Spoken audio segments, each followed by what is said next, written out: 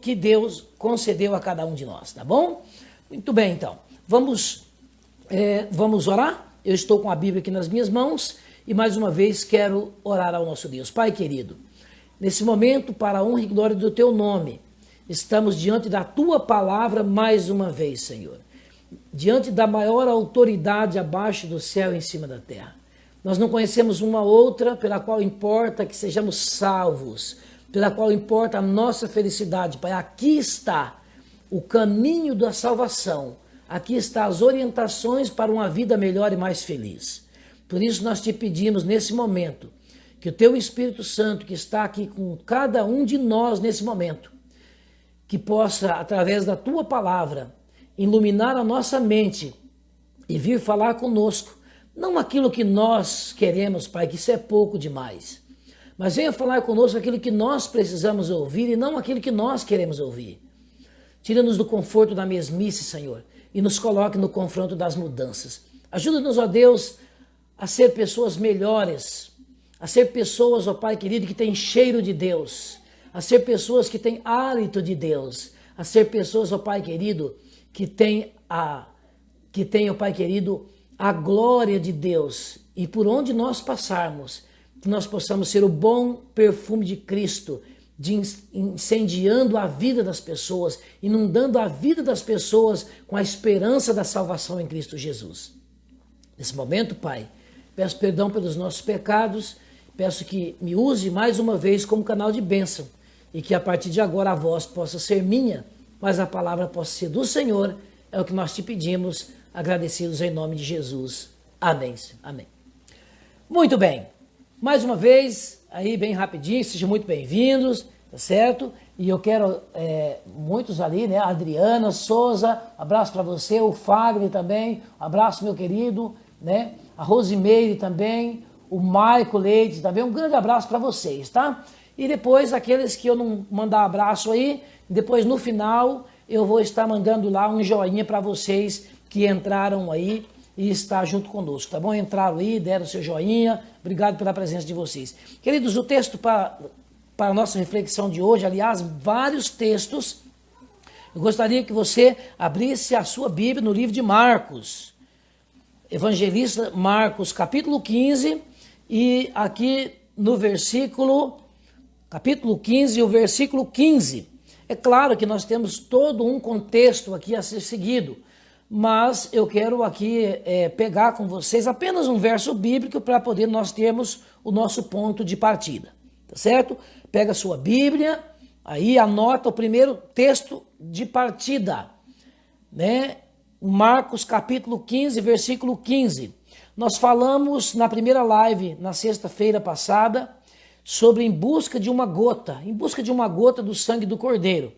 Os pais que viajavam ali, representantes das famílias, viajavam até 2.000 quilômetros ou mais para participar da Semana da Páscoa, para participar da cerimônia que ocorria às 9 da manhã e às 3 da tarde, a cerimônia do sacrifício do Cordeiro, e ali em busca de uma gota do sangue do Cordeiro para a purificação dos seus pecados e os pecados da sua família. Esse era um costume que foi estendido desde o Êxodo até os dias de Jesus Cristo. Todo ano, a Semana da Páscoa, tá certo? E aí, quando foi no sábado passado, nós falamos sobre, eu fui lá em Êxodo, sobre a origem da Páscoa, e ali o título da mensagem era Trazendo o Cordeiro para Dentro de Casa. O pai de família, no dia 10 do primeiro mês, ele ia até o rebanho, pegava o cordeiro de 1 ano, perfeito, sem mácula, sem ruga, simbolizando a Cristo Jesus, e trazia para dentro de casa, cuidava do cordeiro, quando estava muito amigo do cordeiro ali, no terceiro dia, então, do terceiro para o quarto dia, o pai sacrificava o cordeiro, cortava o pescoço do cordeirinho ali, pegava o sangue numa bacia e passava com um ensopo no umbral dos portais ali, porque à meia-noite o anjo destruidor passaria por a casa, e a casa que não tivesse o sangue do cordeiro, o anjo entraria e feria o primogênito daquela família, ou seja, a descendência daquela família seria exterminada. Então, na casa que estava o sangue do cordeiro, ele passava por sobre. Daí vem a Páscoa, Passover, passar por sobre. E ontem, né, nós falamos sobre ali Jesus no Getsemane, o cordeiro e o sangue das suas primícias. Nós vimos ali Jesus, a decisão da nossa salvação e da nossa perdição foi exatamente no Monte das Oliveiras, onde Jesus tinha o livre-arbítrio dele morrer por nós, ou ele então desistir do plano da salvação, voltar para o céu, e então nós estaríamos perdidos eternamente. Mas graças a Deus, Jesus, né, ali suou sangue, as primícias, as gotas da primícias ali, Jesus, as primeiras gotas do sangue de Jesus, prensado pelo nosso pecado e por Satanás ali, foi oferecido para Deus, porque Jesus veio aqui a esse mundo reivindicar o caráter do Pai e também salvar o homem do pecado, colocar nós com direito a voltar novamente ao Jardim do Éden. E então, nós hoje vamos dar continuidade, depois que Jesus se levantou e ele agora foi entregue nas mãos das autoridades. E o que foi que aconteceu com Jesus? Então hoje nós temos o título de hoje, o Cordeiro e as Marcas do Sangue. O Cordeiro e as Marcas do Sangue. Então hoje nós vamos continuar seguindo aí as pisadas do Cordeiro. E aí essa é uma série de 7 palestras sobre o Cordeiro e o sangue do Cordeiro. Hoje a 4ª palestra, hoje o título então é o Cordeiro e as Marcas do sangue do Cordeiro, as marcas do sangue. E o verso para memorizar, o verso para a gente começar, Marcos capítulo 15, está no verso 15, onde que diz assim, Pilatos, querendo contentar a multidão, para poder pensar nisso daí, soltou-lhes Barrabás e após açoitar Jesus, entregou-os para ser crucificado. Muito bem.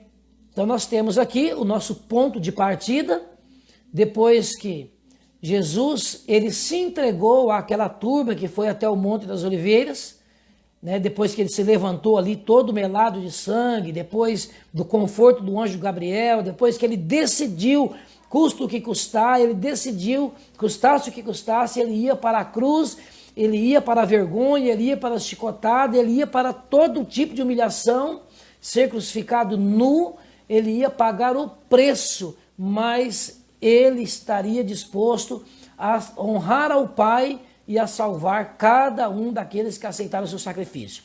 E o que foi que aconteceu? Era noite, queridos, era noite.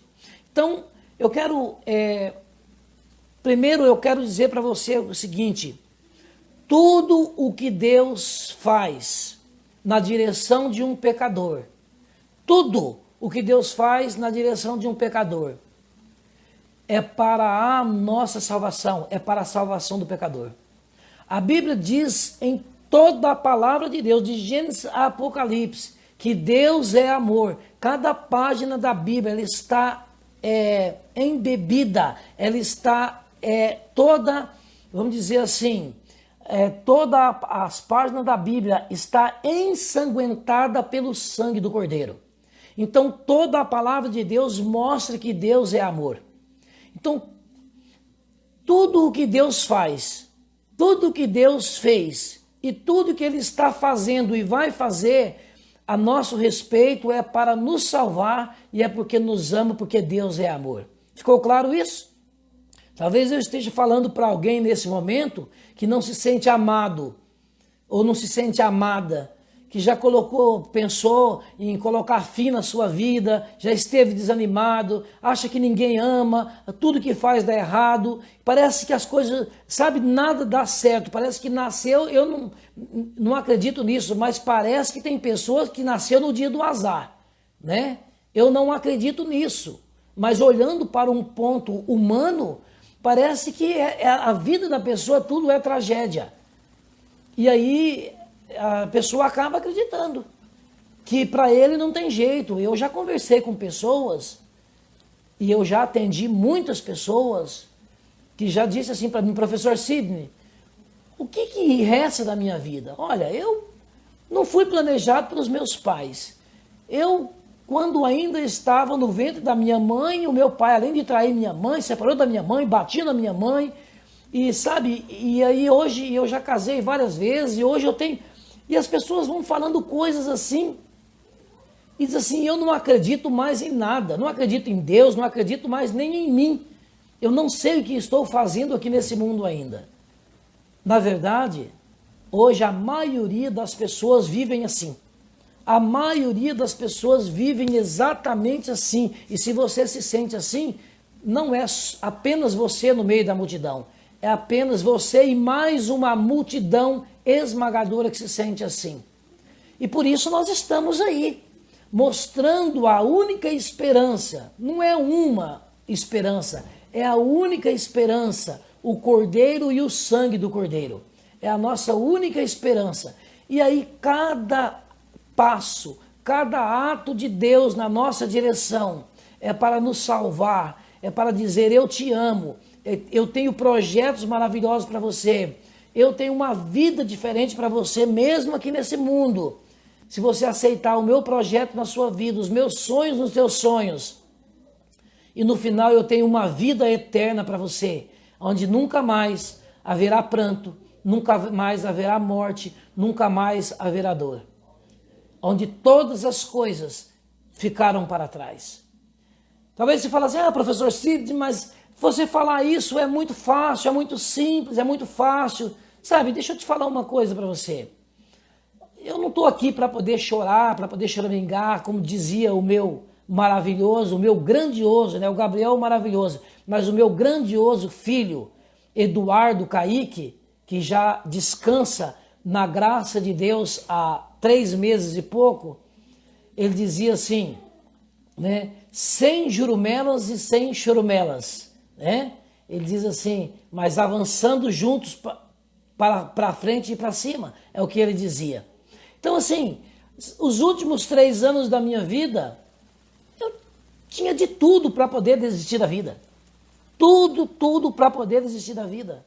Poderia dizer que Deus não é amor, que Deus não ama, que Deus não cuida de mim. Os últimos 3 anos da minha vida, Deus só não permitiu que Satanás tirasse a minha vida. Mas o restante na minha vida, todas as coisas aconteceram. Então tudo que você imaginar que você está passando, tem passado, queridos, olha para mim aqui. Olha para mim, eu não estou aqui para poder tentar te consolar. Não, a Bíblia diz assim que a palavra de Deus é que consola. O Espírito Santo que é o nosso consolador. Mas o que eu quero dizer para você é que eu acredito na palavra de Deus. Eu acredito que tudo que Deus faz, e tudo que Deus fez, e tudo que Ele vai fazer comigo, para comigo e a meu respeito, tudo está milimetricamente nos projetos dEle. Eu só decidi entregar a minha vida nas mãos de Deus, só isso. Não sou melhor do que você, sou um pecador, careço da graça de Deus, da misericórdia de Deus, mas estou aqui e tenho certeza que Deus está comigo. Eu vi nos meus momentos de angústia e de dor, assim como Jesus ontem nós vimos, estava suando sangue nos momentos de angústia e de dor, clamando a Deus por um meio de saída, por um plano B. E Deus não tinha plano B para Jesus, mas Deus enviou um anjo para confortar Jesus. Eu também clamei muitas vezes pelo um plano B, e continuo clamando, e muitas vezes, a maioria das vezes, Deus não tem tido plano B para mim. É o caminho da dor e do sofrimento. Mas Deus tem dito para mim, eu estou contigo. Tem anjos ao seu redor, estou cuidando de você. Queridos, e eu vou dizer uma coisa para você. Eu falo com todo o prazer do meu coração e da minha alma. Eu tenho visto a mão de Deus pessoalmente me guiando passo a passo, milimetricamente. Eu sou testemunho vivo. Eu sou testemunho vivo desse grande amor de Deus na minha vida. Por isso que eu estou aqui, enfrentando esse desafio, para dizer para você que Deus é amor.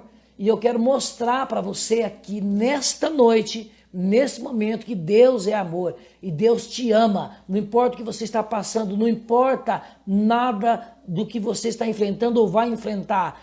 A situação pode ser escura, você não está vendo luz no fim do túnel. Deus está contigo, Ele é a luz. Apenas creia, o justo viverá pela fé. Eu creio nisso, e se você crê, você vai ser abençoado, você vai ser abençoada com essa mensagem. Não há impossível para Deus. Mas uma coisa eu preciso dizer para você. Ao Jesus deixar o céu, queridos, para poder vir aqui a esse mundo, quando eu estudo a palavra de Deus, quando eu começo a seguir os passos do Cordeiro, quando eu começo a seguir a vida do Cordeiro, desde antes da fundação do mundo, diz a Bíblia em Apocalipse capítulo 13, verso 8, que o Cordeiro ele foi morto desde antes da fundação do mundo. Já existia o plano da cruz, antes que houvesse luz, já existia o plano cruz. Antes que houvesse luz. Você não é um acidente cósmico. Você não é um vermezinho que nasceu de um nada. Você é um projeto de Deus. Eu e você, nós somos um projeto de Deus. Nós fomos gerados antes dos tempos da eternidade, na mente e no coração de Deus. Nós somos o maior objeto de amor de Deus aqui nesta terra. Por isso, quando Jesus deixou os céus e ele desceu a esse mundo, querido, não foi porque ele não tinha o que fazer no céu, não foi porque ele estava estressado no céu, porque ele estava com depressão e ele veio aqui a esse mundo para poder passar umas fériasinhas de 33 anos e meio, fazer uma terapia ocupacional, trabalhar viver numa família pobre, trabalhar a maior parte dos seus anos numa carpintaria, lixando madeira, carregando madeira nas costas, sendo humilhado. Não, ele não veio aqui fazer uma terapia ocupacional. Deus investiu o céu, Jesus investiu até a última gota de sangue dele em você e em mim. Por isso nós somos o maior objeto que o céu, que os olhos de Deus pairam sobre cada um de nós. Você tem valor, você é o máximo de Deus. Por isso eu vou dizer uma coisa para você. Não se conforme com o mínimo dos homens, porque nós somos o máximo de Deus. Amém? Por isso, eu acabei de ler com você aqui, nesse momento, que Jesus foi julgado por seres humanos, pagãos, sem conhecimento da palavra de Deus. E o pior de tudo, entregado a esses pagãos por mãos de cristãos, simbolicamente ditos cristãos. Por isso que quando eu disse para você o seguinte aqui, ó, vem para a Bíblia, estude a Bíblia, vem para a palavra de Deus, vamos conferir verso com verso. Eu estou querendo dizer para você o seguinte, saia da ignorância de viver seguindo homens, de pessoas que vivem falando da palavra de Deus, mas não vivem a palavra de Deus. Vá para a Bíblia, você não deve acreditar em palavras de padre, palavras de pastores, palavras de bispo, palavras de obreiros, palavras de Sidney, palavra de ninguém. Você tem que acreditar unicamente na palavra de Deus. Porque eu vou mostrar para você aqui, olha que esse verso bíblico diz aqui, queridos, olha, quem que foi que condenou Jesus? Pilatos, para poder contentar a multidão. Pilatos era um pagão que estava ocupando o cargo de governador romano ali nas províncias da Judéia. Pilatos era um pagão. E Jesus foi condenado por um pagão. E qual era o crime que Jesus tinha cometido? Talvez estou falando para alguém nesse momento assim, que está se sentindo injustiçado, que foi traído, foi abandonado, foi deixado, sei lá, e se sente injustiçado, porque, queridos, olha para Jesus. Que crime Jesus tinha? Ninguém mais foi injustiçado do que eu e você. Quando eu e você somos injustiçados com razão. Somos pecadores, temos a nossa parcela de culpa por causa do pecado, temos a nossa natureza pecaminosa. Agora, eu faço a pergunta para você, qual era a injustiça de Jesus? Para poder ser julgado e ser condenado por um pagão. Agora, o pior de tudo é que ele foi entregue aos pagãos para ser julgado pelos pagãos, mas ele foi entregue através dos cristãos. Quem que eram os cristãos? Ou que pelo menos deveria ocupar o lugar como cristão de justiça? Era exatamente as pessoas do Sinédrio. Veja bem que Jesus foi condenado, Jesus sendo um judeu, ele foi condenado pelo poder romano, pela justiça romana, por isso ele foi crucificado. Se ele tivesse sido condenado pela justiça judaica, ele teria sido apedrejado. Olha que interessante isso, que quanta informação tem nesse verso bíblico. Eu não tenho todo o tempo, só esse verso bíblico daria para a gente ficar aqui 2 ou 3 horas conversando sobre isso. Mas eu não tenho todo esse tempo para isso, então eu quero pegar, assim, somente, vamos dizer assim, a essência daquilo que eu quero passar para você. Então, veja bem, Jesus não tinha nenhum pecado, Jesus não tinha cometido nenhuma injustiça, Jesus era inocente, e estava agora sendo julgado por um pagão. Julgado do quê? O que Jesus tinha feito? Tinha curado o leproso, tinha dado vista ao cego, tinha ressuscitado mortos, devolvido mortos para as suas famílias, tinha expulsado demônios, tinha só feito o bem por onde ele passou, diz a Bíblia no livro de Atos, capítulo 10, verso 38. Vai anotando aí, queridos. Vai anotando aí, Atos 10, 38. Que onde ele passava, ele melhorava a vida das pessoas, ele levantava o caído, ele confortava aquele que não tinha mais esperança, ele curava os doentes, dava vista aos cegos, dava vigor físico aos paralíticos, ressuscitava os mortos, expulsava demônios, devolvia a felicidade a famílias. E Jesus estava sendo julgado por um pagão. E o que crime Jesus tinha cometido? Isso não é... Eu e você muitas vezes reclamamos da vida. E é claro que diz a palavra de Deus que nós estamos num mundo de injustiça. E entenda uma coisa, nós não podemos se conformar com a injustiça. Mas diz a Bíblia em 2 Pedro, capítulo 3, versículo 13, vai anotando aí. A Bíblia diz assim que nós temos preparado para nós uma nova pátria, uma nova terra, onde habita a justiça. O que eu quero dizer para você é que nós precisamos buscar Cristo Jesus e viver a justiça de Cristo na nossa vida. Não precisamos esperar a justiça dos outros. Dentro da minha casa, eu sou representante de Jesus. Você é representante de Jesus. Você não tem que estar reivindicando de justiça. Você tem que viver a justiça de Cristo. É injustiçado? Por que você está sendo injustiçado? Porque você tem feito o bem? O apóstolo Pedro, no mesmo capítulo, ele diz assim, que se nós formos julgados e condenados, que seja por fazer o bem. Então eu quero convidar você para que você seja um benfeitor dentro da sua casa, dentro do seu lar, com seus filhos, com a sua esposa, com seu esposo, no seu trabalho, por onde você passar, seja um benfeitor.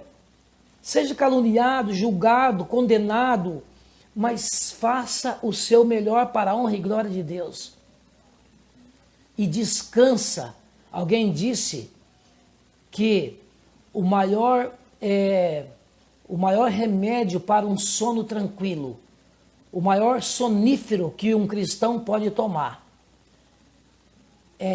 o maior travesseiro, vou melhorar a questão, o melhor travesseiro que um cristão pode usar como um sonífero é o descansar com uma mente limpa de que fez o melhor para a honra e glória de Deus e para o próximo durante o dia. Isso é grandioso demais, não é verdade? Mas isso é um desafio no mundo em que nós vivemos, aonde que os melhores e os mais requisitados e reconhecidos são aqueles que fazem o quê? Aqueles que são espertalhões, aqueles que trapaceiam, aqueles que são corruptos, aqueles que, sabe, aquele tal do jeitinho brasileiro. Isso é uma frase terrível, né? E eu quero dizer para você que nunca mais use essa frase de jeitinho brasileiro. Aonde quer que você esteja, use o jeitinho cristão, o jeito de Cristo Jesus. O único jeito é o jeito de Cristo Jesus. Mãos limpas, coração puro e a mente tranquila em Cristo Jesus, como você tem feito o melhor para a honra e glória de Deus. Agora, veja bem, Jesus foi julgado e condenado por os pagãos, pelos romanos, principalmente ele por Pilatos. Jesus, ele passou por vários julgamentos, né? Mas o primeiro, ele foi entregue pelo Sinédrio. Olha que coisa interessante, queridos. E eu quero que você anote aqui. O Sinédrio era o fórum judaico da época. Era o lugar aonde que estava ali, pelo menos deveriam estar, os homens sábios, espirituais, os melhores, os mais espirituais e sábios para conduzir o povo de uma forma maravilhosa e abençoar a vida das pessoas. Essa foi a ideia de Deus. Essa foi a ideia de Deus. E eu quero falar um pouquinho para você sobre a questão de tribunal. O Sinédrio, nada mais, nada menos, era um tribunal, um lugar onde que se fazia leis, onde que julgava pessoas, onde faria justiça. Esse era o Sinédrio. E como que foi que apareceu essa ideia de Sinédrio? E aqui que eu gostaria de dizer para você, porque quem entregou Jesus para ser crucificado, para ser condenado pelos pagãos, por Pilatos, pelo romano, pela lei romana, foi exatamente aqueles que deveriam defender Jesus. E olha que ironia, não é verdade? Olha que ironia. Quem foi que entregou Jesus para ser crucificado pelo poder romano? Aqueles que deveriam defender Jesus, o Sinédrio. Então assim, olha, você sabia que no céu, diz a palavra de Deus que no livro de Daniel, que no capítulo 7, que então Deus montou-se o tribunal no céu, um sinédrio no céu, o tribunal no céu. E o ancião de dias, que é Deus, se assentou no trono, abriram-se os livros, e aí as testemunhas. Então no céu, e quando a gente vê falar isso, a gente já tem ideia de julgamento, de condenação. E também o livro de Apocalipse, no capítulo 20, versículo 12, você vai encontrar ali também, montando a mesma ideia, sendo montado um tribunal no céu, aonde que acontece o julgamento ali. E quando a gente abre-se os livros e acontece o julgamento. E quando a gente fala de fórum, de juiz, de julgamento, a ideia que nós temos hoje, no mundo que nós estamos hoje, qual que é a ideia que vem na sua cabeça? Pensa comigo. Ideia de quê? De medo, de pânico, de angústia, de condenação. Essa é a ideia que nós temos de juízo, de fórum, de julgamento. Sinédrio é exatamente isso daí. Na época de Jesus, é o que significava para as pessoas da época de Jesus, era exatamente isso daí. Mas essa nunca foi a ideia de Deus, queridos. Nunca foi a ideia de Deus. Como é que funciona um tribunal de Deus? E essa é a beleza da mensagem de hoje. Lembre-se que o título da mensagem de hoje é o Cordeiro e as marcas do seu sangue. O Cordeiro é Jesus. E nós encontramos aqui Jesus, o Cordeiro, foi julgado pelos pagãos, né? E ele foi condenado à morte e foi colocado uma coroa de espinho na sua cabeça, aqueles espinhos cravados na cabeça de Jesus, com a coroa de espinho, dizendo: você é o rei, então você vai receber a coroa. E cravou ali a coroa de espinho ali em Jesus, e o sangue do cordeiro ali foi a segunda vez aonde que o cordeiro foi prensado pelos nossos pecados, entendeu? E olha que interessante, né? Só um pouquinho aqui, é uma pena que o nosso tempo é curto, mas eu preciso dar uma explicaçãozinha aqui interessante.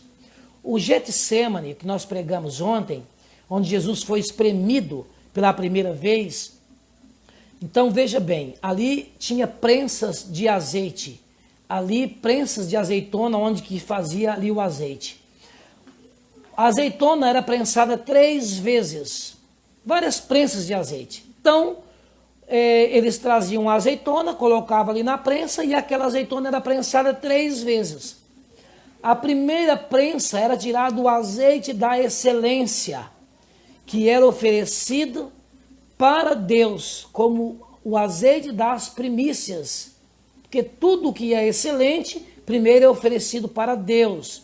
E era oferecido para Deus, que era levado até o sacerdote no templo, onde o sacerdote usava o óleo da excelência, que é o azeite, também símbolo do Espírito Santo, para o serviço do santuário, para a unção ali, para manter as lâmpadas acesas, entendeu? Então, o óleo da excelência, da primeira prensa do azeite, era oferecido para Deus. Assim também, a primeira prensa de Jesus ali no Getsêmani, o sangue das primícias de Jesus foi oferecido para Deus.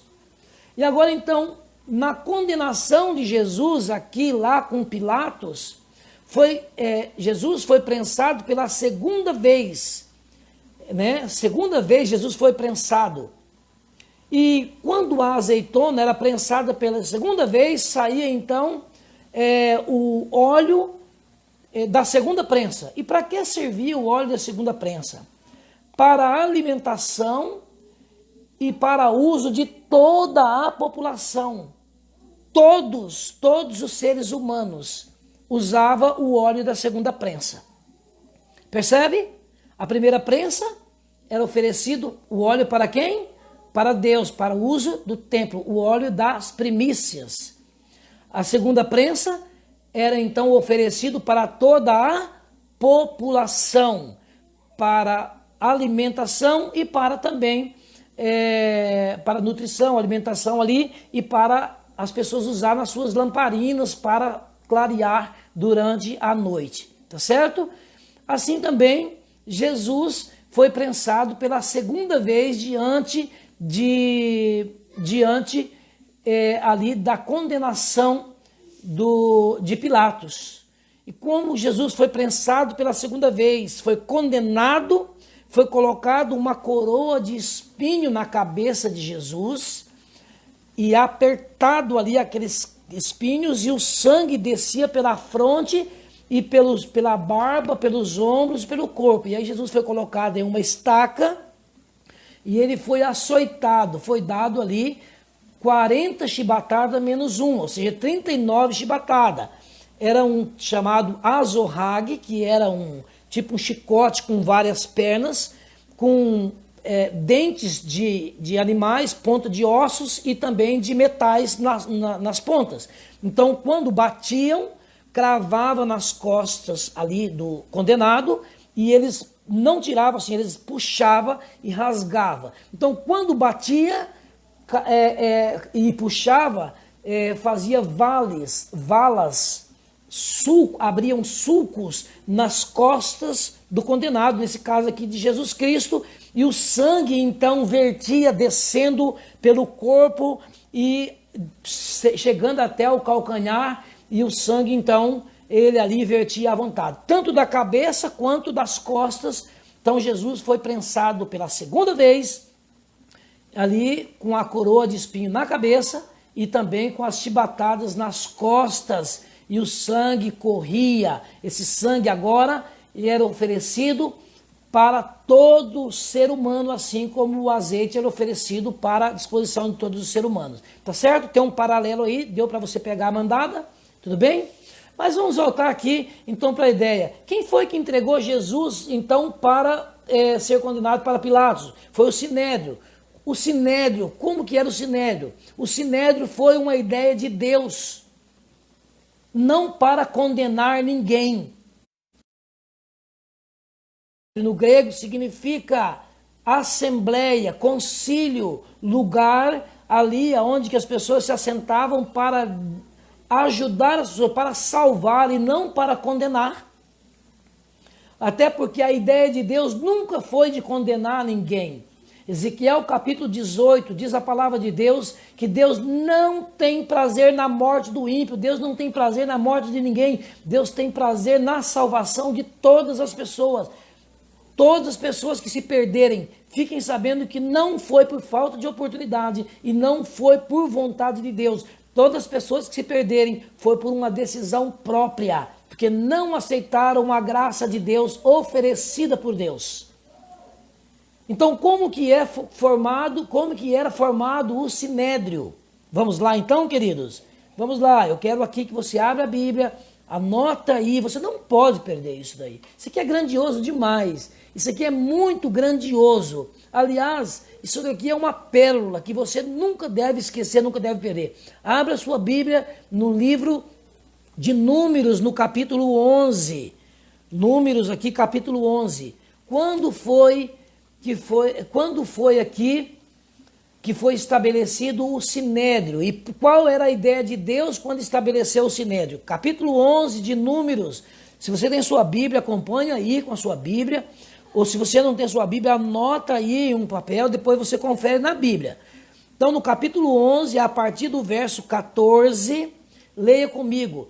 Depois, né, que Moisés, através de Deus, tirou o povo do Egito, e as pessoas estão ali no caminho da terra prometida, com aquele povo ali no deserto, e ele está cansado, porque Moisés, ele tem que sozinho dirigir o povo. Era mais de 2 milhões de pessoas, então todos os casos, todas as coisas. O marido brigou com a esposa aconteceu alguma coisa lá, um irmão brigou com o outro, porque as pessoas às vezes perdem a paciência e acabam às vezes, né, algum tipo de desentendimento. Então todas as coisas as pessoas traziam para Moisés julgar. Todas as coisas Moisés tinha que resolver. E o que aconteceu? Moisés chegou a um ponto, querido, que ele não aguentava mais. Chegou a um ponto, olha, leia aqui comigo, Números capítulo 11, versículo 14 e 15. Moisés chegou a Deus e falou para Deus assim, eu sozinho não posso levar todo esse povo, pois me é pesado demais. Se assim o Senhor não me ajudar ou tratar comigo, pode me matar, porque me mata de uma vez, eu te peço. Porque se eu tenho achado favor aos teus olhos, então me deixe então, tenha misericórdia de mim. Então Moisés foi até Deus e falou assim, olha, eu não consigo mais, eu prefiro a morte do que, eu não consigo mais, eu não estou vivendo mais. Então agora, o que Deus faz? Moisés, verso 16, de Números 11, verso 16. Então Deus falou para Moisés o seguinte, disse o Senhor a Moisés, ajunta-me 70 homens dos anciãos de Israel, que são pessoas sábias, que são superintendentes do povo, pessoas anciãos e superintendentes, pessoas sábias, capacitadas, traga até mim na tenda da congregação e fiquem ali contigo. E o verso 17, eu vou traduzir para você, porque eu vou descer e vou falar com você, eu vou tirar do teu espírito e eu vou encher eles do Espírito Santo. Vou encher eles do Espírito Santo e eles vão ajudar a julgar o povo, eles vão ajudar a resolver a causa do povo, eles vão ajudar você vamos dizer assim, ajudar você a conduzir esse povo. Então qual que era a ideia de Sinédrio? Daqui vem a ideia, vão 70 anciãos, 70 homens capazes, homens habilitados, cheio de sabedoria. E aí então Moisés, homens competentes, homens que tinham demonstrado aptidão para servir a Deus. E aí Moisés escolheu a dedo 70 homens e trouxe até a congregação. E aí então Deus desceu e Deus agora encheu eles do Espírito Santo para que eles pudessem, juntamente com Moisés, eles resolver ali todos os empecilhos, todos os casos, tudo que acontecesse ali entre aqueles 2 milhões e pouco de pessoas, eles estariam ali aptos para resolver. Mas a ideia, homem cheio do Espírito Santo, não é para poder matar as pessoas quando errassem, mas era para encontrar uma solução de salvar as pessoas, de absolver as pessoas, de encontrar um meio de conciliar as pessoas e não de matar a pessoa.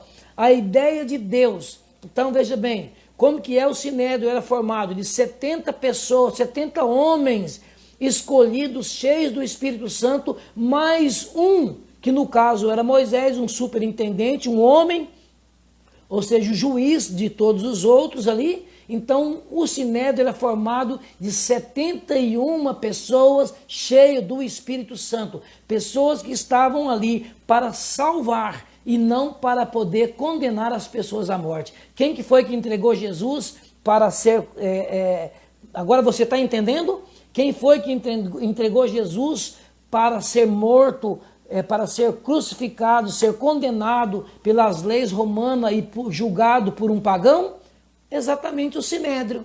Aquilo que um dia Deus estabeleceu para salvar as pessoas, agora aquelas pessoas estavam usando as mesmas disposições, as mesmas cadeiras, as mesmas leis, mas com objetivos diferentes, para poder matar, para poder roubar e para poder destruir. Tá certo? Então, olha qual que é a ideia de Deus no tribunal de Deus. Por isso que a Bíblia diz, o apóstolo Paulo, sabedor disso, porque o apóstolo Paulo ocupava, antes da conversão, o apóstolo Paulo ocupava uma das cadeiras do Sinédrio.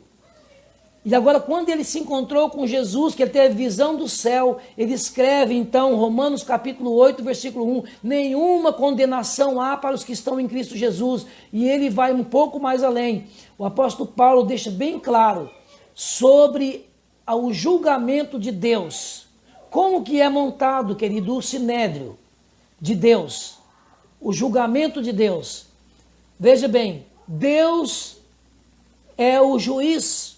E a Bíblia diz assim que Deus é amor, Deus é o nosso Pai, Deus é amor.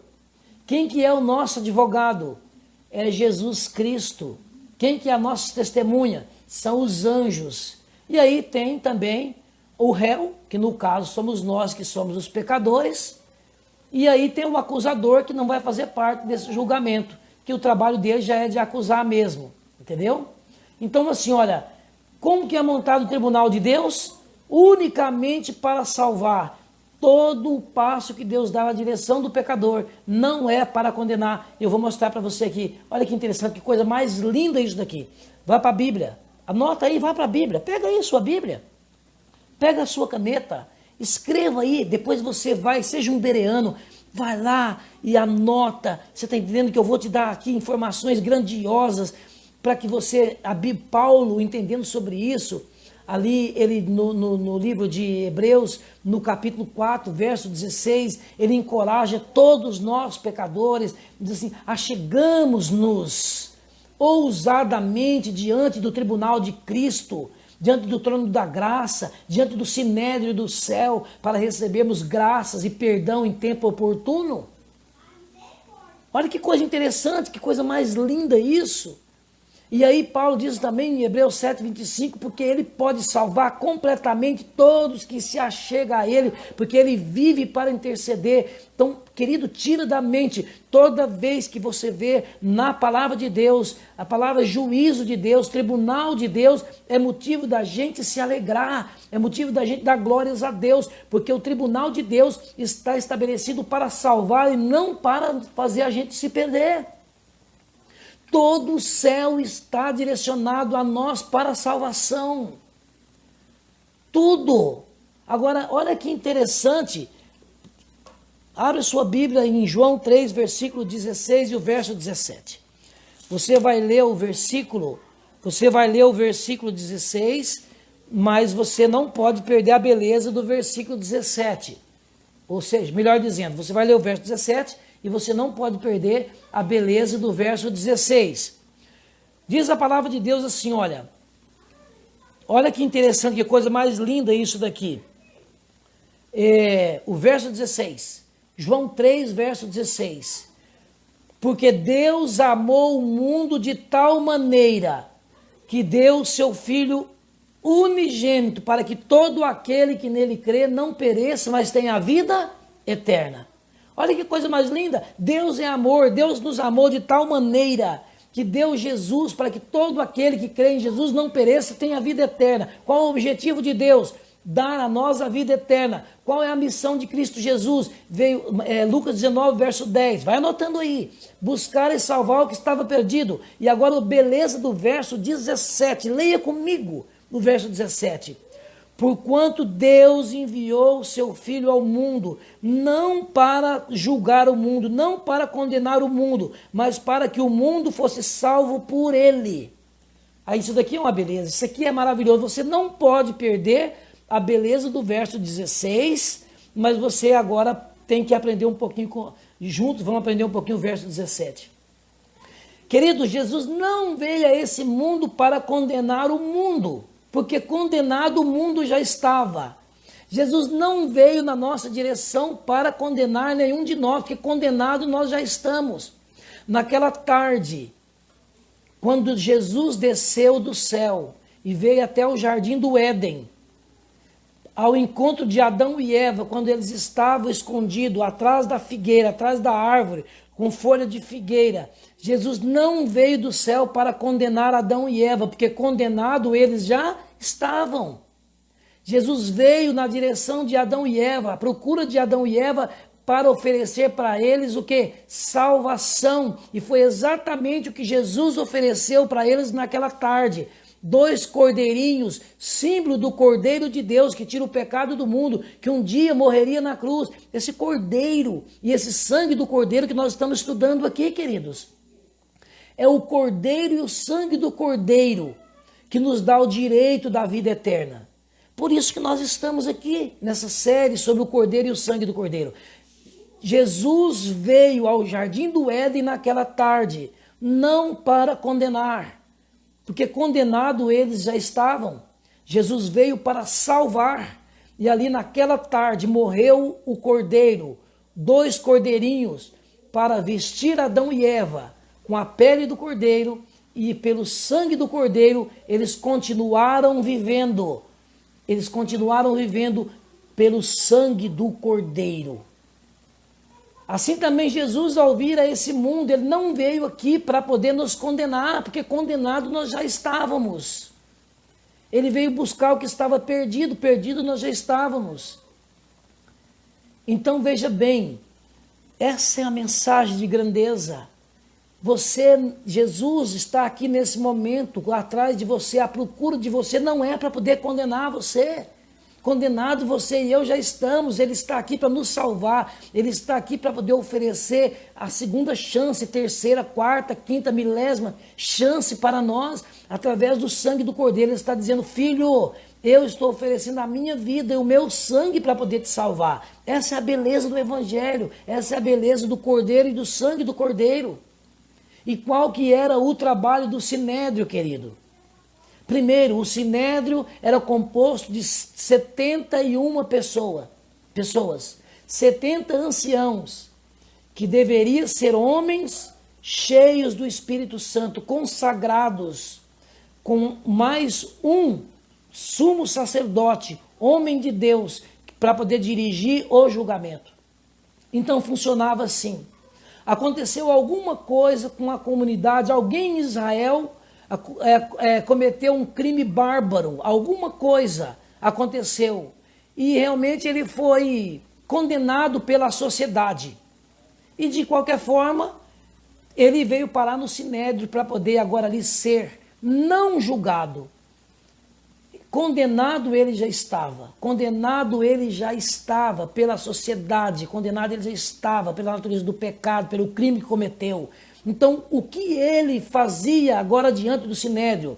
Era trazido, a ideia de Deus era essa, era trazido diante do sinédrio, era convocado todos os 70 anciãos, sentavam-se cada um em suas respectivas cadeiras, e ali era colocado o condenado ele já estava. Qual era o trabalho do sinédrio então, professor Sidney? Era de procurar um meio de absolver o condenado, de dar oportunidade para ele, de deixar ele se expressar, de procurar um meio, alguma coisa de bem ou de bom que esse homem ou essa mulher tinha feito, para poder então procurar um meio de absolver ele. Isso era o papel do sinédrio, pelo menos era na época estabelecido por Moisés, e essa era a ideia de Deus, e isso é como funciona no céu. O julgamento, ou seja, o tribunal de Cristo funciona exatamente como deveria estar funcionando até hoje em todos os lugares aonde que tem justiça, aonde as pessoas onde as pessoas eles fazem leis, onde as pessoas onde eles dirigem, não consegui falar o nome, né? Legislação, aonde eles conduzem, aonde que eles formulam as leis, aonde que eles resolvem vidas e direções de pessoas e até de nações. Então, esses lugares deveriam ter exatamente esse objetivo que Deus colocou pessoas competentes, cheias do Espírito Santo para poder abençoar a vida das pessoas e não para poder se beneficiar com a miséria das pessoas. Agora, com o passar do tempo, o que foi que aconteceu?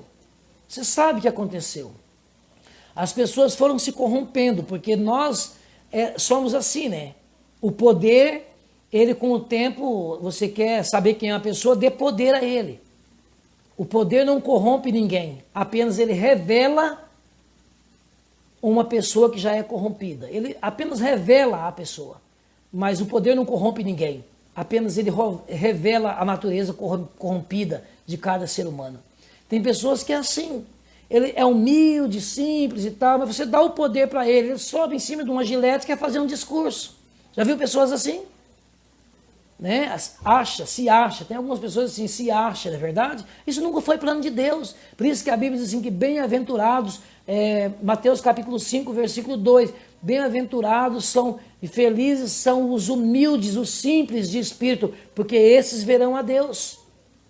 As pessoas que eles procuram com espiritualidade sempre abençoar a vida das pessoas, nunca procurar vantagem.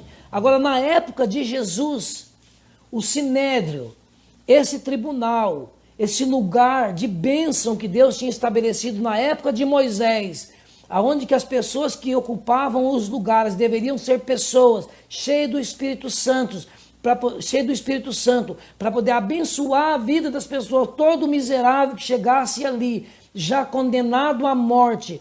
Qual que era o trabalho do sinédrio? Deles orarem, deles buscarem solução em Deus e entre eles, algo para absolver e dar a segunda chance para a vida do condenado. E como que era feito isso? Aqui está uma beleza. Não, era proibido julgamento à noite. Não se fazia julgamento à noite. E Jesus Cristo foi julgado quando? À noite. Por quem que Jesus foi entregue para ser julgado à noite? Pelo sinédrio. Agora, não eram todas as pessoas do sinédrio que estavam corrompidas nos dias de Jesus. O sinédrio era composto de 71 pessoas. Um sumo sacerdote e mais 70 anciãos, homens capazes ali, escolhido a dedo. Mas na época de Jesus, o que prevalecia era o suborno. A maioria das pessoas, era como se fosse o meio político hoje. As pessoas conquistavam os lugares através de influência, através de suborno, através de privilégios, e por isso então o sinédrio era montado de uma casta satânica de pessoas que não tinha nada a ver com espiritualidade, tinha a ver com Deus. 2 homens temiam a Deus que ocupava as cadeiras do sinédrio. A palavra de Deus revela 2 homens, José de Arimateias e Nicodemos. Esses 2 homens eram tementes a Deus, e esses homens não foram convocados à noite por esse sinédrio corrupto da época de Jesus, para poder fazer um esquema à noite, para poder entregar Jesus ao poder romano pagão para ser condenado. Como que é que Jesus teria que ser tratado? Jesus estava, segundo eles, ferindo as leis judaicas, as leis religiosas. Então, Jesus teria que ser julgado pelo sinédrio. E como que deveria ser o julgamento, então, de Jesus? Como que era o julgamento do sinédrio? Eu vou dizer uma coisa, olha aqui bem para mim, chega bem pertinho aqui, que eu vou mostrar para você, era assim, ó. sentava-se ali o réu. Então agora o sumo sacerdote ia dar o momento, ia começar o momento do julgamento. Mas o julgamento era para o quê? Condenar o réu? Não, condenado ele já estava. Era para procurar o julgamento, era para procurar entre os 71, ou melhor dizendo, os 70 mais o sumo sacerdote que está presidindo a Assembleia do Sinédrio, ia procurar algo de positivo na vida desse homem, um a um, ia dar oportunidade, um para um, interrogando o réu, que já estava condenado, tentando buscar dele algo positivo para que ele pudesse ser absolvido. E quais eram os horários de julgamento, segundo as leis e as tradições judaicas? O julgamento do Sinédrio só podia começar às 9 horas da manhã ou então às 3 horas da tarde. O que acontecia às 9 horas da manhã? Acontecia o toque da trombeta e a morte do cordeiro. O toque da trombeta, às 9 horas da manhã, a trombeta tocava. Então, um cordeiro era morto em prol dos pecados de todo o mundo. Às 9 horas da manhã. Veja bem que horas que Jesus foi crucificado? Às 9 horas da manhã. Marcos 15, verso 25. Que hora que era sacrificado um cordeiro para o pecado de todo mundo? Às 9 horas da manhã. Que hora que Jesus morreu? O cordeiro de Deus tira o pecado do mundo? Às 3 horas da tarde. Que horas que era sacrificado o segundo cordeiro do dia para perdão dos pecados de todo mundo? Às 3 horas da tarde. Que horas que era...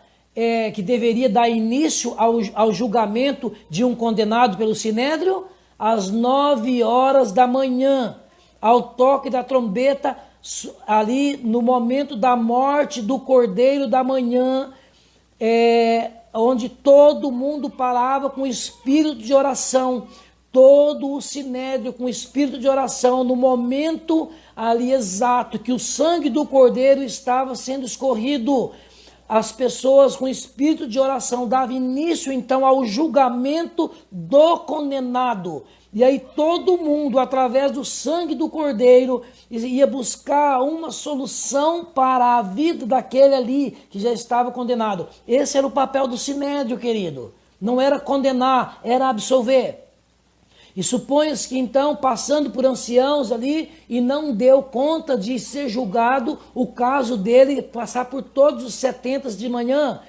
Parava-se então ao meio-dia, que hora que voltaria então a dar continuidade ao julgamento?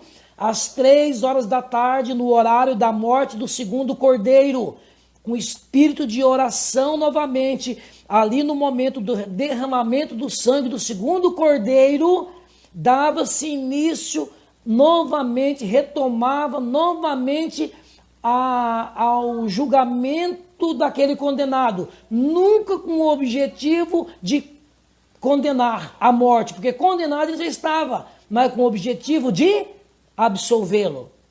E assim, agora imagina agora que todos aqueles ali passavam por todos os 70 anciãos. Se todos eles não achassem nada de positivo na vida daquele homem, segundo a tradição, tinha agora assentado nas cadeiras atrás dos 70 anciãos, 270 candidatos a anciãos, 210, melhor dizendo, 210 candidatos a sábios, aprendizes daqueles anciãos, que era passado para eles agora a responsabilidade e a oportunidade deles procurar um meio de encontrar algo positivo na vida daquele condenado para poder salvar ele da morte. Para poder pensar que hora que era no momento o julgamento do primeiro cordeiro, com oração, com espírito de oração. O segundo cordeiro às 3 da tarde, com espírito de oração. Sempre com o objetivo de salvar e não de condenar, porque condenado ele já estava. Assim Deus, Ele caminha na nossa direção nunca com o objetivo de condenar, porque condenados nós já estamos. Mas Ele se aproxima de nós com o objetivo de salvar. Cada passo de Jesus na nossa direção, cada passo de Jesus aqui nesse mundo aqui foi para a nossa salvação, porque perdido nós já estávamos. Agora você imaginou, os 70 não encontraram solução de absolvição para aquele condenado. Agora passava para os 210, e os 210 candidatos a sábios, eles agora iam procurar um meio, estudar um meio, talvez buscar uma testemunha, alguma coisa para poder achar algo positivo, para poder absolver aquele condenado.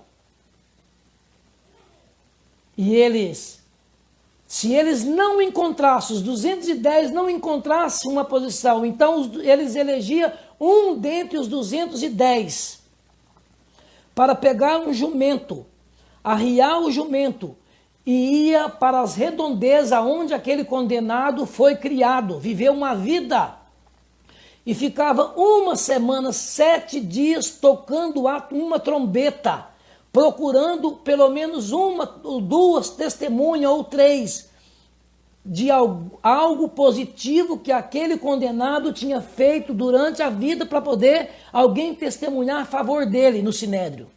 Agora você imagina quando aquele aprendiz estava tocando aquela trombeta, encontrava as pessoas, passava pelos vizinhos e dizia: alguém tem algo positivo a dizer sobre fulano de tal? E se aí encontrasse alguém, dizia: eu tenho, aqui, o outro lá, eu tenho, encontrasse 2 ou 3 testemunhas. Aquele que estava montado sobre o jumento, ele parava de tocar as trombetas, e ele pegava aquelas testemunhas, e ele partia com toda a vontade, com aquelas testemunhas ali, e chegava lá e reunia o sinédrio novamente. Que hora que reunia o sinédrio? Às 9 da manhã, ou às 3 da tarde, que era que momento? O momento que o cordeiro era sacrificado, com espírito de oração. Esse era o objetivo de Deus. Mas na época de Jesus não estava acontecendo isso mais, porque a maioria, 69 dos 71 que ocupava as cadeiras do sinédrio, era corrupto, era pessoas sem Deus, era pessoas que estavam ali para desfrutar favores e não tinha nada a ver com espiritualidade. Por isso, eles então fizeram uma trama à noite e entregaram Jesus para poder ser crucificado. Mas esse nunca foi o projeto de Deus. Até porque se eles fossem julgar Jesus pelo sinédrio, que hora que eles tinham que julgar Jesus? De manhã, de dia, às 9 horas da manhã, na morte do primeiro cordeiro. Ou então às 3 da tarde, na morte do segundo cordeiro. E o que eles iam falar de Jesus?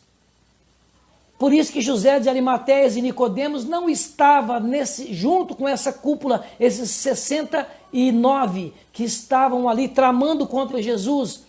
José de Arimateias e Nicodemos não foram convidados, diz a Bíblia. Sabe, José de Arimateias, eles eram cristãos, eles tinham compreendido a mensagem, e eles, por mais que eles não tivessem se declarado, mas eles eram homens justos, e eles eram de maneira não agora manifesta, mas eles eram seguidores de Cristo Jesus. Foi eles que tiraram Jesus da cruz. Foi José de Arimateias que tirou Jesus da cruz, que foi até Pilatos, tal poder tinha esse homem, foi até Pilatos, pediu o corpo de Jesus, envolveu num lençol de linho. Nicodemos levou 50 quilos de perfume para poder preparar o corpo de Jesus.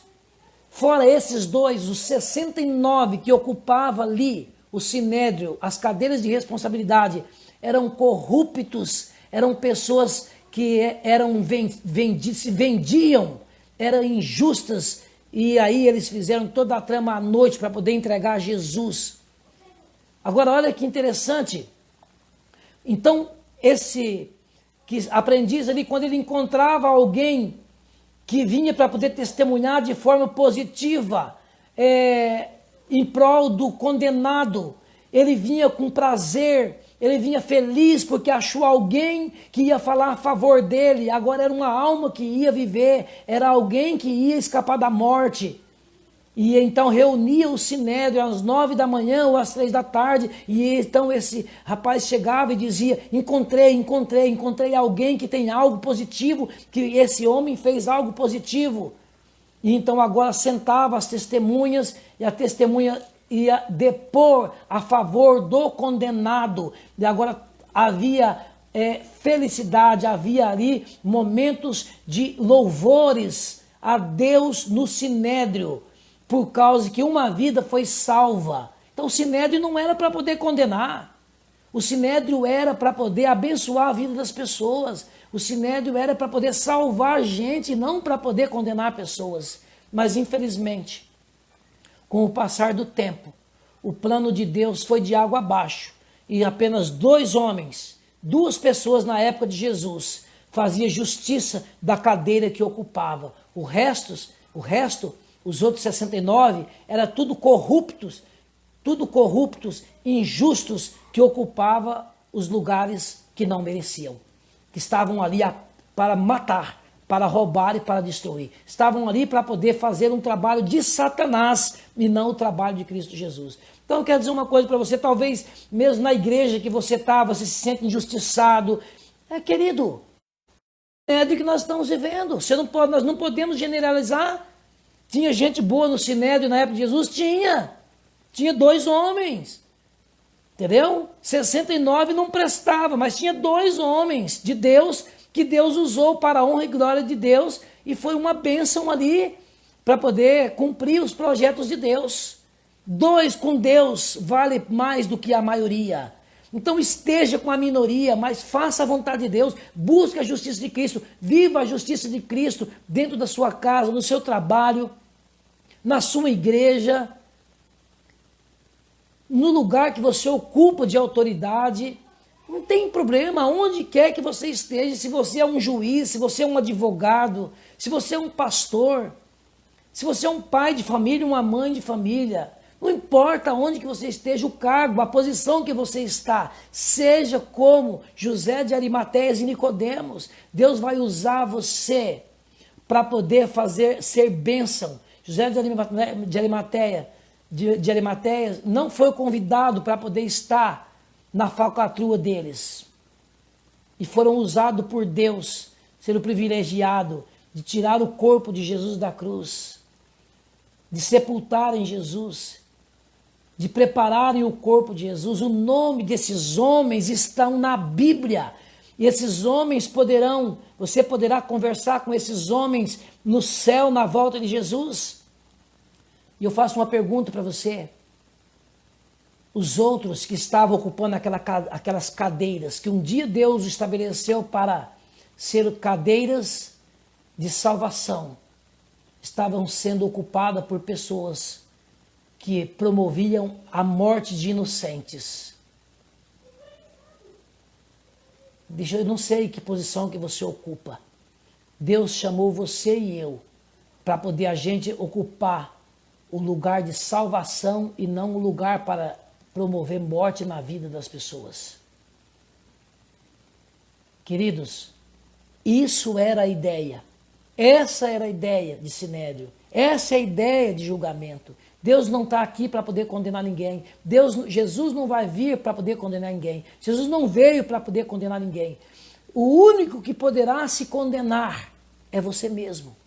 Você é o único que poderá ser condenado por você mesmo, por rejeitar a graça de Cristo. Mas sabe, nesse momento, Deus, o nosso sumo sacerdote, que ocupa hoje o lugar de juiz, sumo sacerdote, Jesus, o nosso advogado, os milhões de anjos que estão a nosso favor, ocupando as cadeiras no céu, a nosso favor, buscando em nós algo de bom, buscando em nós alguma coisa, um passo pelo menos que nós damos na direção de Jesus, para Ele nos salvar. Eu vou dizer uma coisa para você, se um dia eu não estiver no céu, foi unicamente porque eu não aceitei a graça escandalosa de Deus em Cristo Jesus.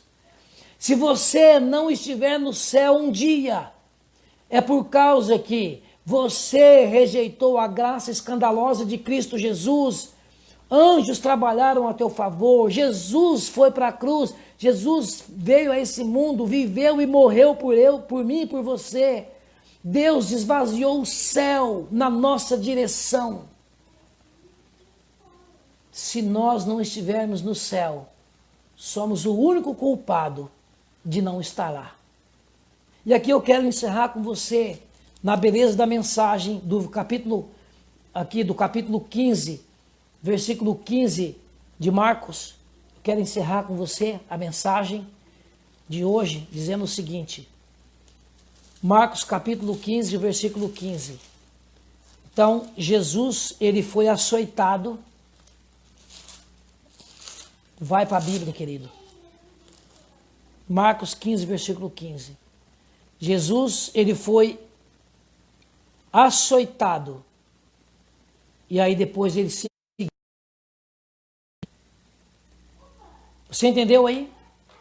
Jesus foi condenado injustamente, julgamento covarde, à noite, fora de hora.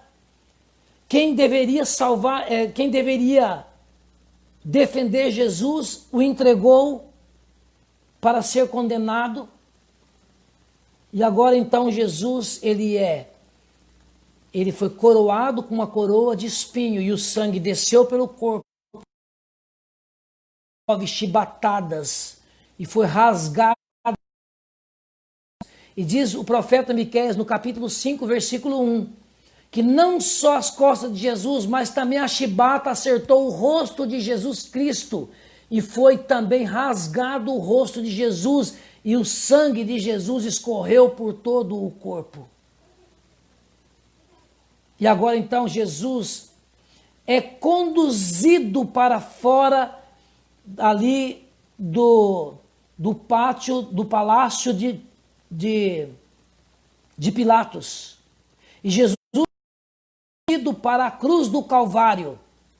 E eu quero que você leia comigo Isaías no capítulo 53, o último verso de hoje. Isaías capítulo 53. Isaías 53, no versículo...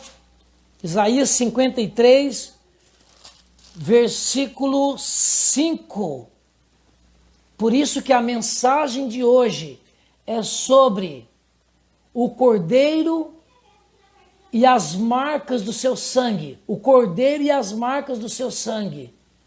Deixa eu te falar, depois de Jesus ser entregue pelo Sinédrio, injustamente condenado pelos romanos, pelos pagãos, agora Jesus é açoitado. E agora Jesus está com o corpo todo ensanguentado, está vertendo sangue do seu corpo.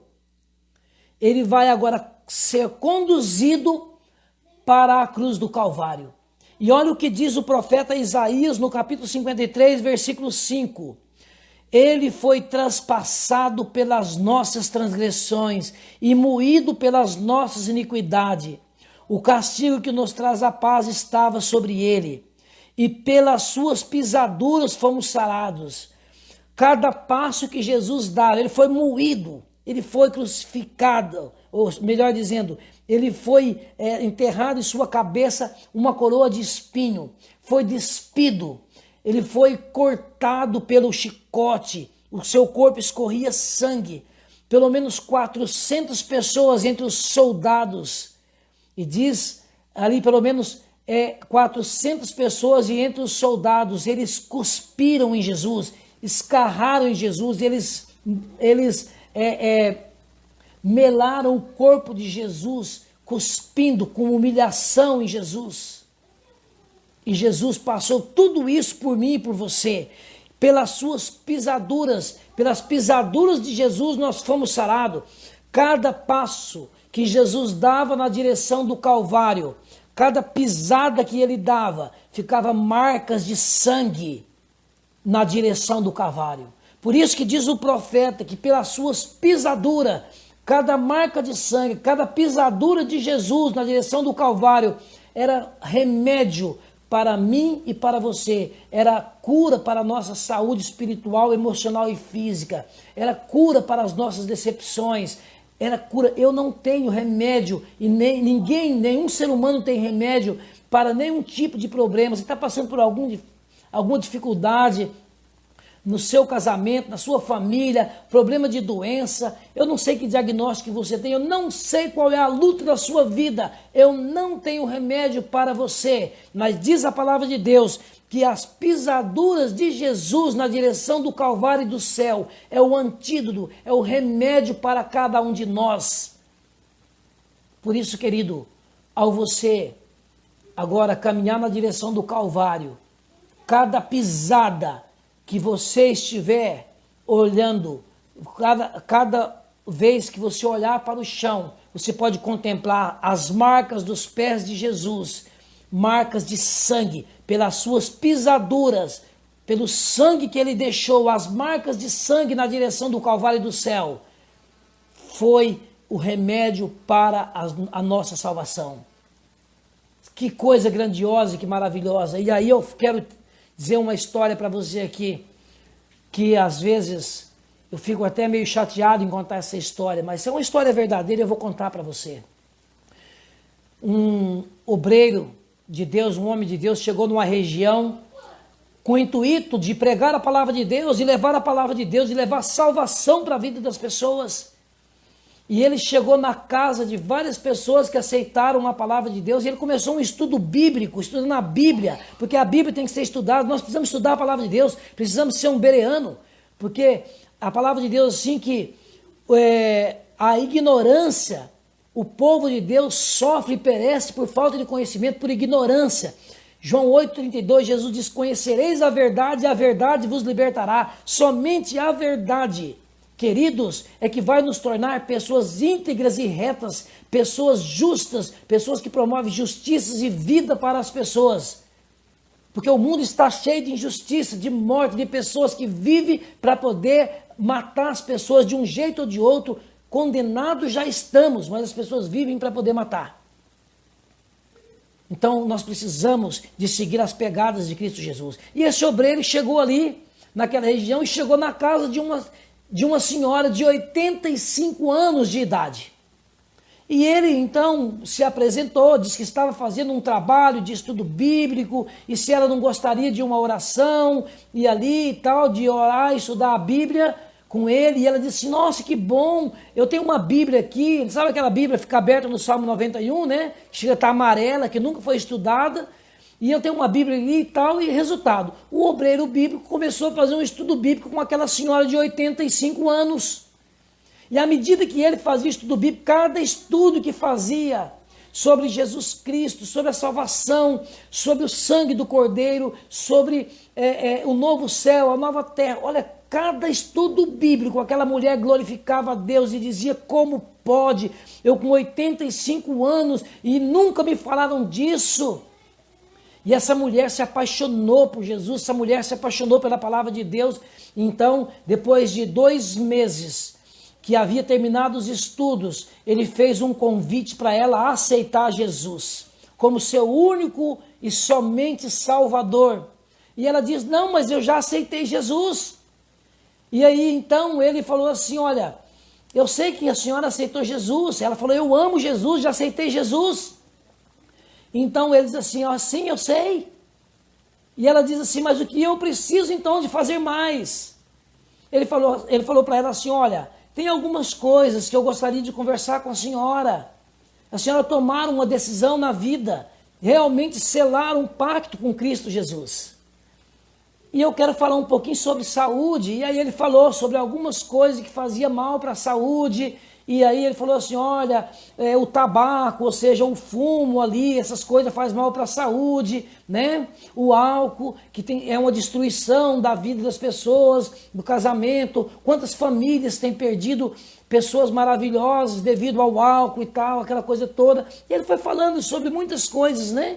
E aquela mulher foi se entristecendo, foi murchando assim, tipo 11 horas. Você conhece 11 horas?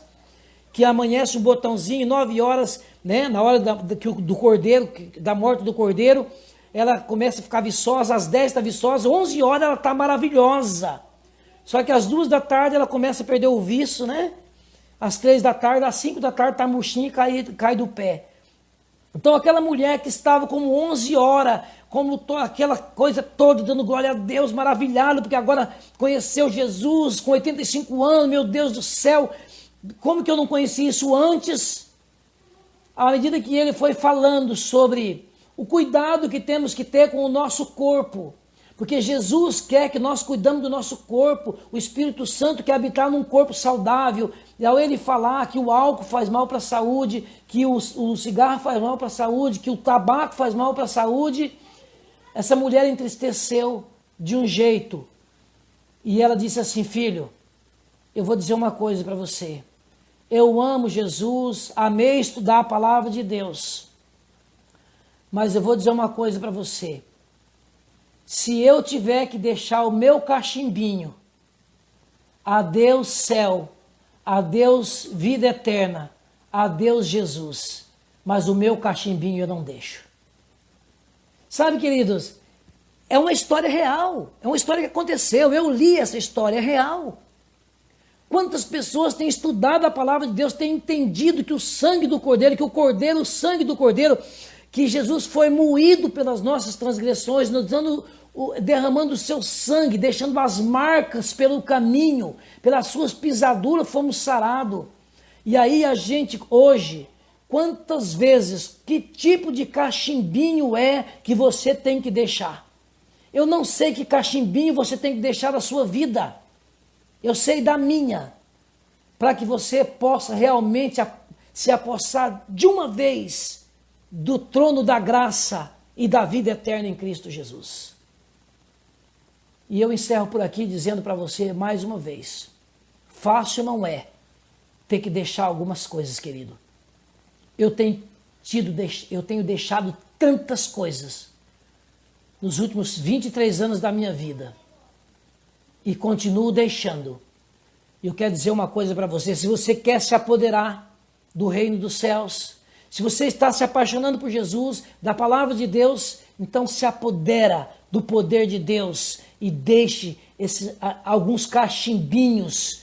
Talvez eu não sei qual é o tipo de cachimbinho que você tem que deixar. A mulher, uma senhora com 85 anos de idade, se ela fosse viver muito até mais os 100 anos de idade, ela tinha 15 anos ainda de vida. O que vale 15 anos de vida, queridos, para uma vida eterna que Deus tem preparado para cada um de nós? Tem pessoas jogando a vida eterna fora por causa de coisinhas tipo cachimbinho da vida, por causa de coisinhas simples. Eu não sei qual é o cachimbinho que você tem que deixar.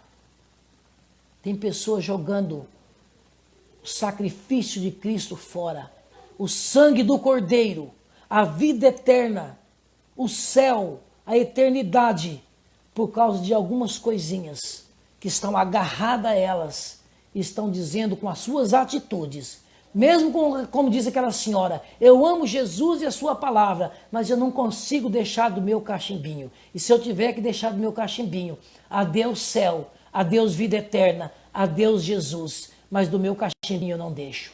Queridos, eu vou orar por mim e por você nesse momento. Eu não sei qual é o seu cachimbinho. Coloca qualquer tipo. Talvez eu esteja falando para alguém, o seu cachimbinho seja revista pornográfica, seja novela, seja filmes indecorosos, seja, por exemplo, você que é impaciente, que você judia a sua esposa, seja você que tem maltratado o seu esposo, seja você que tem sido um péssimo pai, uma péssima mãe, seja qual o tipo de coisa que você tem que deixar. Entrega a sua vida nas mãos de Jesus e continue seguindo as marcas das pisadas do Cordeiro, porque é a única solução para a nossa vida. E lembre-se, o justo viverá pela fé. Oremos. Pai querido, nesse momento eu entrego a minha vida e a vida de cada pessoa nesse momento que está ouvindo, assistindo essa live e outros que virão assistir, que eles possam entregar de uma vez por toda a vida nas tuas mãos e seguir as marcas do sangue do Cordeiro para a honra e glória do teu santo nome. Eu oro em nome de Jesus, que vive e reina para sempre. Amém, Senhor. Que Deus te abençoe e te guarde em nome de Jesus. Amém.